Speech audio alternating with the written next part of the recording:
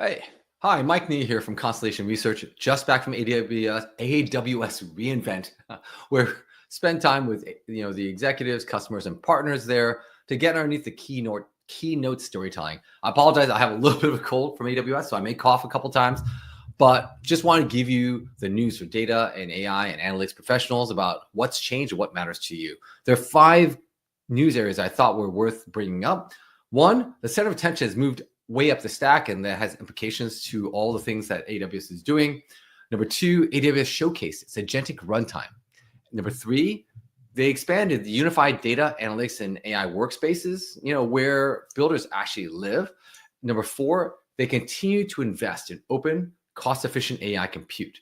And number 5, they're enabling multi-cloud choice and sovereign strategy. So let's break each one of those down and why it matters. One, the center of attention has moved up stack. And what really stood out was essentially, AWS inverted the keynote. The infrastructure and data foundation work, which normally would have been the bulk of the keynote, got squeezed into the last 10 minutes. It was fun, 25 announcements in 10 minutes. It was a shot clock by Matt Garman, the CEO, but still, it shifted the narrative from we rent you compute and storage to we are where your AI automation agents are going to run. Your governance is enforced and your decision automation will live. Now, why do they have to do this? Well, certainly what is clear is Microsoft and Google are already selling higher level AI and analytic experiences. And the growth on raw infrastructure does have a ceiling. AWS had to answer the market question about, how are they moving into applied AI? How are they supporting decision workflows and agentic systems? So to their credit, they announced a bunch of things during this week. But they stay consistent with their brand promise, choice and integration. Run your best of breed stack, but on opinionated, scalable, and cost optimized platform. You're going to see that theme over and over again. And as a former CMO, I respect their prioritization at the keynote. Plenty of people questioned why some of that infra and data foundation work didn't come to the top. But I think customers needed to see a clear, confident AI narrative from AWS, and reInvent. End of the year, one of the biggest shows, certainly one of the biggest collections of analysts, was the bully pulpit to deliver it. All right, let's talk about the second news area. One, agent runtime. Now this, agent core and frontier agents. This is, AWS saying agents are the new runtime. Agent core is turning Bedrock from a model endpoint platform into an agent operations platform. Now, they announced Agent Core earlier this year. Observability, identity management, agent gateway. These are things that provide the observability, new, and what's needed for longer running processes, policy controls, eval frameworks, and a frame for short-term and long-term memory. Now, these are things that people can build themselves. Think about AWS making it simple, bring it together. And in terms of memory, I remember the conversation we've been having for the last 5 minutes, or long-term memory. Last time we spoke, I recommended this, clearly didn't work. Let me make sure I recommend something different and keep that into context. Now, again, all things needed for longer running processes. And the second part of the agent runtime is frontier agents, really part of a new runtime class. Think Kiro, security agents, DevOps agents. These are long running autonomous agents that, the industry's been talking about, virtual team members, in this case for software development, security, and infra. It really does have an implication to CDAOs and CIOs. Who owns the agent behavior? Where is the decision going to happen? Is it human in the loop, out of the loop? Where is the liability and guardrails, the override paths? And someone has to think through these things as these workflows get integrated with AI. The value prop, AWS claims 5 to 10x productivity shifts. Whether it's incident response, secure coding, infra changes. And I think the important thing for AI data and AI professionals need to think about, this really reflects the shift from co-pilots to longer running processes. This is in that automation. And this is where you see real ROI. I'll be writing more about that later this month, but this is where you see leaders, and frankly, where you're going to see most of the investment next year. The co-pilots were interesting. They provide some productivity to individuals, but a process automation has a measurable outcome that you can start optimizing against. As owners, you can actually manage the data and process flows across the entire set. So this is where you're going to see a lot of focus, and certainly AWS has not missed that point.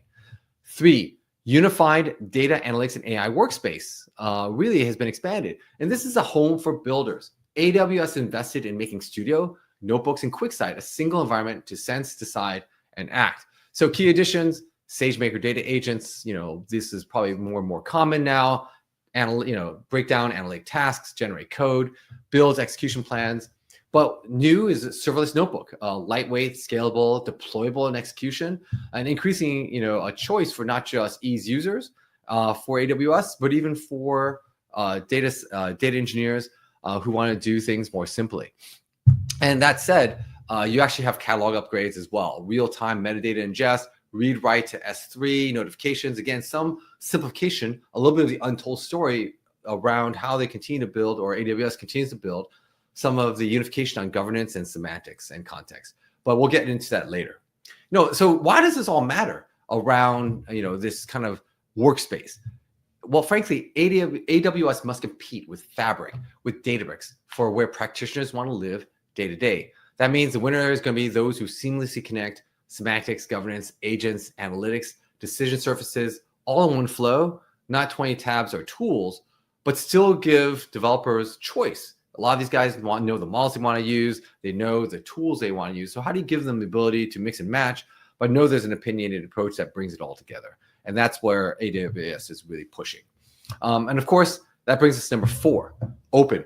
Cost-efficient AI compute remains the backbone. Now, fellow analyst Holger Mueller would not forgive me if I left this out, so I will include it. Even as we move up stack with the shift, AWS did not ignore the foundation. We certainly saw upgrades across Graviton 5 for analytics and AI ops, Trainium 3, Trainium 4 roadmaps for model training economics, Ultra servers, and GPU efficiency. Again, a ton of things because, frankly, why does this matter?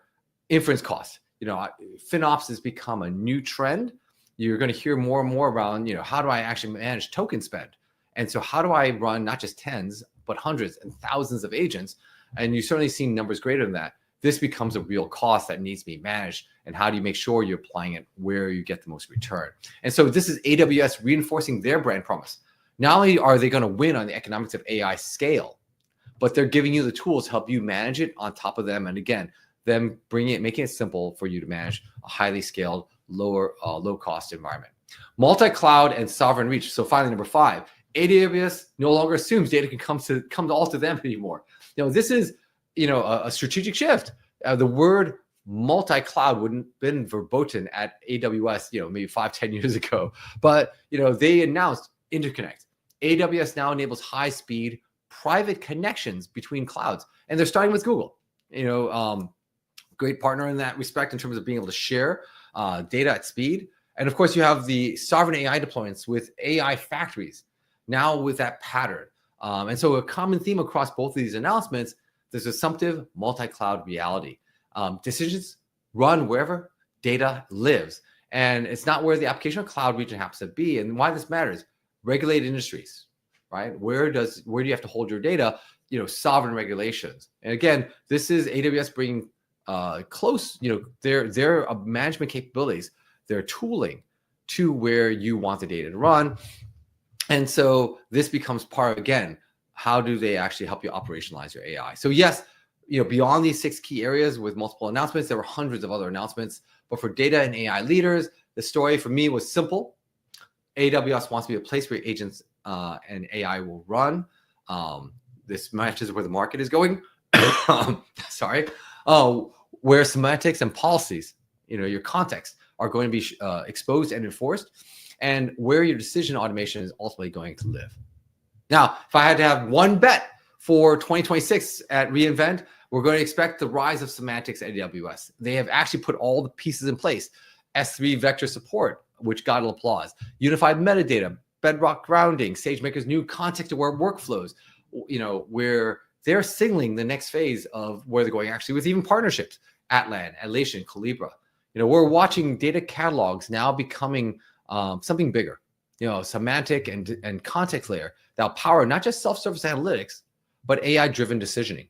A year ago, almost none of the executives I spoke with could actually, wouldn't have ever brought up the word semantic. Now over half do, where they're saying, look, how do we actually give the context to our AI agents? That's becoming the new bottleneck to ensure we have trust. So this will be a hotly contested area. AWS is certainly not missing the beat. They are gearing up, even as others have already been starting to announce theirs this year, but expect certainly a semantic push for AWS next year. All right.